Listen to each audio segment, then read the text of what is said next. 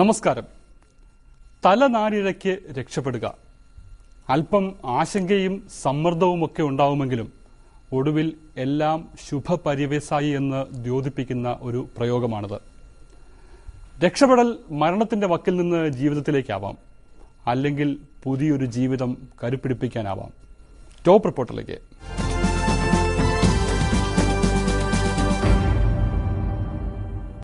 ജീവിതം ക്ഷണഭങ്കുരമാണ്. ഈ ജീവിതം നഷ്ടപ്പെടുന്നതും ചിലപ്പോൾ രക്ഷപ്പെടുന്നതും ഞൊടിയുടയ്ക്കുള്ളിലാവും. അത്ഭുതകരമായ രക്ഷപ്പെടലുകളെക്കുറിച്ച് പലരും പറയുകയും എഴുതുകയും ചെയ്യുമെങ്കിലും എക്കാലവും സ്മരിക്കത്തക്ക രീതിയിൽ തെളിവായി ദൃശ്യങ്ങൾ ലഭിക്കുക അപൂർവമാണ്. ഇതിൽ എല്ലാവിധ അപൂർവതകളും ഉൾക്കൊള്ളുന്നതാണ് അടൂർ തട്ടയിൽ സ്വദേശി രാജീവിന്റെ രക്ഷപ്പെടൽ. മദം പൊട്ടിയ ആനയുടെ കാൽക്കീഴിൽ വീഴുക, കൊല്ലുകയെന്ന ഒറ്റ ഉദ്ദേശത്തോടെ നേരെ ആഴ്ന്നിറങ്ങുന്ന കൊമ്പുകളുടെ ഇടയിൽ നിന്ന് രക്ഷപ്പെടുക, പെട്ടെന്ന് തന്നെ എഴുന്നേറ്റ് ഓടി രക്ഷപ്പെടാനുള്ള ആത്മധൈര്യം ലഭിക്കുക. രാജീവ് രക്ഷപ്പെട്ട ദൃശ്യങ്ങൾ മനോരമ ന്യൂസിലൂടെ മാത്രമാണ് നിങ്ങൾ കണ്ടത്. ഈ രാജീവിനെ നിങ്ങളിൽ ചിലരെങ്കിലും ഇപ്പോഴും ഓർക്കുന്നുണ്ടാവാം. തന്നെ തളച്ചിട്ട ഉരുക്കുചങ്ങല മദപ്പാടിനിടെ വലിച്ചു പൊട്ടിക്കാനുള്ള ശ്രമത്തിനിടെ തുമ്പിക്കൈ മുറിഞ്ഞ അടൂർ കൊടുമണ്ണിലെ കൊമ്പൻ കണ്ണന്റെ അടുത്തിരുന്ന് വിതുമ്പിക്കരഞ്ഞ അതേ പാപ്പാൻ തന്നെ. മനുഷ്യനും മൃഗങ്ങളും തമ്മിലുള്ള സ്നേഹവും വിദ്വേഷവും കാണാം. പത്തനംതിട്ടയിൽ നിന്ന് ബിജോയ് ഗോപിനാഥിന്റെ റിപ്പോർട്ടിലേക്ക്.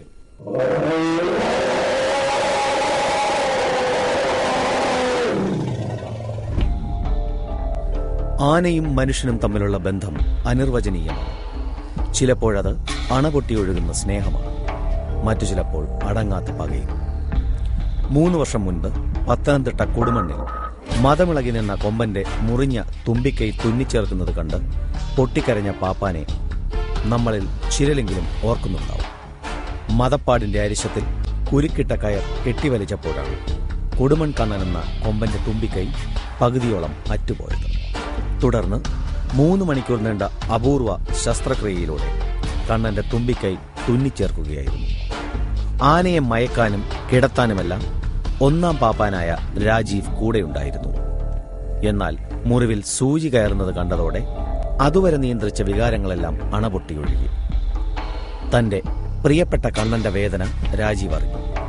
പൊട്ടിക്കരച്ചിലൂടെയാണ് അത് പുറത്തു വന്നത്.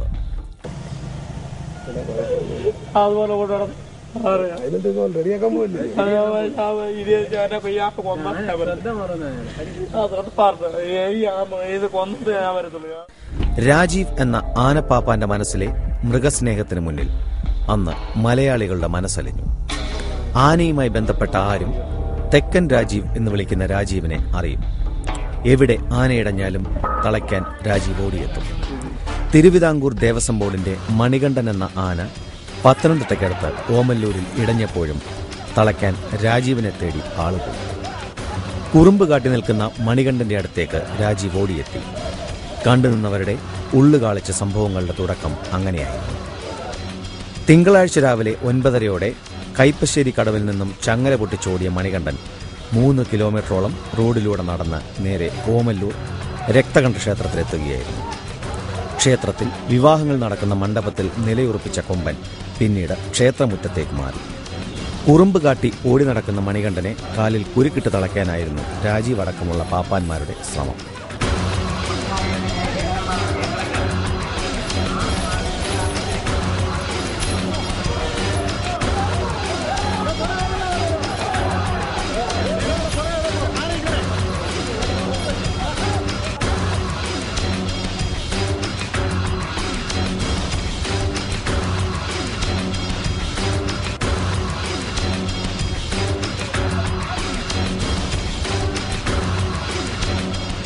ഇതിനിടെ ഞൊടിയിടയിൽ രാജീവിന് നേർക്ക് കൊമ്പൻ പാഞ്ഞെടുത്തു.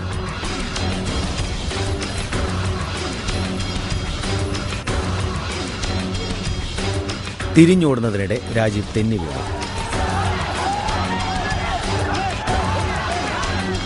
തുമ്പിക്കൈക്കും കൊമ്പുകൾക്കുമിടയിൽ തൂണുപോലുള്ള കാലുകൾക്ക് കീഴിൽ ഒരു ജീവൻ. എന്തും സംഭവിക്കാവുന്ന നിമിഷങ്ങൾ. മണികണ്ഠൻ ആഞ്ഞുകുത്തിയെങ്കിലും ഭാഗ്യം രാജീവിനൊപ്പമായിരുന്നു. കൊമ്പന് ഉന്നം പിഴച്ചു.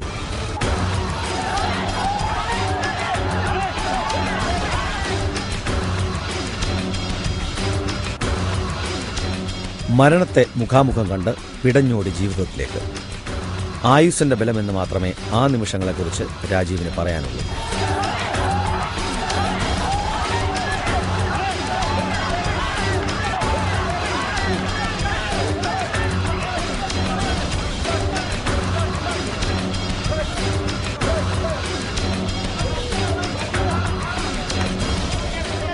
തെറ്റേക്ക് കയറുന്നു. നമ്മൾ വന്നാനെ കണ്ട് ആദ്യം കുരുക്കിട ആന ഫസ്റ്റ് കുരുക്ക് വീടതാണ്. അത് കഴിഞ്ഞപ്പോൾ തന്നെ അവർ സമ്മതിക്കാത്ത കാരണം നമ്മൾ പിന്നെ വെടിവെക്കണം എന്നൊക്കെ പറഞ്ഞവർ. അത് കാരണം നമ്മളത് ചെയ്തില്ല. കാരണം പിന്നെ വെടിവെക്കണം, നമ്മൾ സ്ഥിരം ഇവിടെ നേരത്തെ കൈകാര്യം ചെയ്യുന്നുണ്ട്. നമുക്ക് അറിയാം നമുക്ക് കുരുക്കിട്ട് പിടിക്കാൻ തുടങ്ങി. അങ്ങനെ രണ്ടാമത് കുരുക്കിട്ട് കെട്ടാണ്ട് വന്നാണ്. അങ്ങനെ വന്നപ്പോഴാണ് ഇല്ല ആന ഓടിച്ചപ്പോൾ നമ്മൾ വന്ന് തെറ്റി വീണ്. അങ്ങനെ പറ്റിയാണ് ഇതിന്. അതെന്താ നമ്മുടെ ഒരു ഭാഗ്യം, എൻ്റെ ഒരു ഭാഗ്യം. അതല്ല പറഞ്ഞ് നമ്മളെന്താ കൂടുതൽ പറയുന്നത്. എനിക്ക് നേരത്തിന് മുമ്പ് കണ്ടായിരുന്നു. അത് ഇതുപോലെ നമ്മൾ കൊച്ചുവലങ്കായി വെച്ച് കോന്നിയിൽ പരിപാടി നടന്നത്. ഇതുപോലെ ആന മുരുകനാന മതപ്പാടി നിന്നപ്പോൾ നമ്മൾ പരിപാടി എടുത്തിരിക്കുന്നു. ആന എടുത്തിട്ട് കൗത്തി.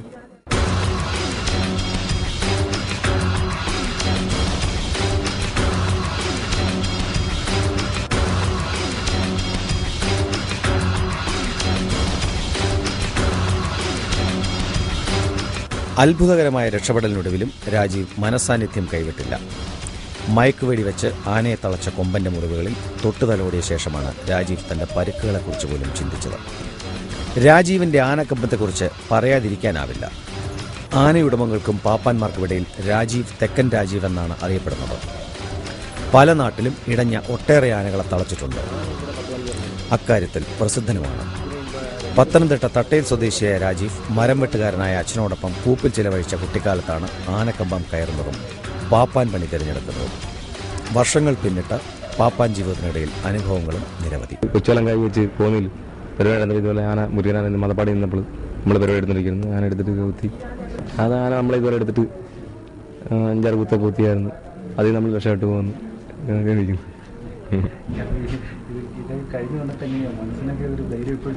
ഇപ്പോഴും തോന്നുന്നുണ്ട് ധൈര്യമായിട്ട്.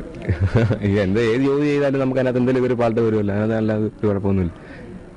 ജീവൻ പണയം വെച്ചുള്ള ആനക്കളിയിൽ രാജീവിനെ പോലെയുള്ള പാപ്പാന്മാർക്ക് പക്ഷേ അർഹമായ പരിരക്ഷ ലഭിക്കുന്നില്ല. ഓമല്ലൂർ മണികണ്ഠൻ തന്നെ ദേവസ്വം ബോർഡിന്റെ ആനയാണെങ്കിലും പരിപാലിക്കാൻ ദേവസ്വം ബോർഡിൽ നിന്ന് ഒരു പാപ്പാനെ മാത്രമാണ് നിയോഗിച്ചിട്ടുള്ളത്. ആനയുടെ രണ്ടാം പാപ്പാനായ അഭിലാഷ് അടക്കം മറ്റുള്ളവരെല്ലാം പുറത്തുനിന്ന് കൂലിക്ക് പണിയെടുക്കുന്നവരാണ്. പ്രശ്നക്കാരായ ആനകളെ നോക്കാൻ ദേവസ്വം ബോർഡിലെ പാപ്പാന്മാർ തയ്യാറാകാത്തപ്പോഴാണ് പുറത്തുനിന്നുള്ള പാപ്പാന്മാരെ ആശ്രയിക്കുന്നത്. ഇതിന്റെ ദേവസ്വത്തിന്റെ പാപ്പാന്മാര് ഇതിന്റെ കൂടെ നിൽക്കാൻ മടി കാണിക്കുന്നു. കുറെ വർഷങ്ങളായിട്ട് സ്ഥിരമായിട്ട് ദേവസ്വത്തിന്റെ സ്റ്റാഫുകൾ ഇതിന്റെ കൂടെ നിൽക്കാൻ ആ കൂടിയുള്ളത് ഒരു പാപ്പാൻ മാത്രമാണ് ദേവസ്വത്തിന്റെ ഇതിലുള്ള. പുള്ളിക്ക് ഇതിനെ കൊണ്ട് നടക്കാനുള്ള ശേഷിയില്ലാത്ത രീതിയിലുള്ള ഒരു അംഗവൈകല്യം സംഭവിച്ച രീതിയിലുള്ള ഒരു പാപ്പാൻ അതിന്റെ കൂടെ ഉള്ളത്. വേറെ പല നല്ല ശേഷിയുള്ള പാപ്പന്മാർ ആരും ഇതിന്റെ കൂടെ സഹകരിക്കാനില്ല. പിന്നെ ഇതുപോലൊക്കെയുള്ള പ്രശ്നങ്ങളും പല കഴിഞ്ഞ വർഷവും ഓമല്ലൂർ ക്ഷേത്രത്തിനനുബന്ധിച്ചുള്ള ആറാട്ട് എഴുന്നള്ളിപ്പിനും ഒക്കെ പുറത്തു നിന്നുള്ള പ്രൈവറ്റ് പാപ്പന്മാരാണ് ഇതിൻ്റെ കൂടെ നിന്നിട്ടുള്ളത്. അങ്ങനെയുള്ള അവരുടെ സഹകരണം കൊണ്ടാണ് ഈ ആന ഈ അടുത്ത കാലത്തും പല ക്ഷേത്രങ്ങളിലും എഴുന്നള്ളത്തിനും മറ്റും കൊണ്ടുപോയിട്ടുള്ളത്.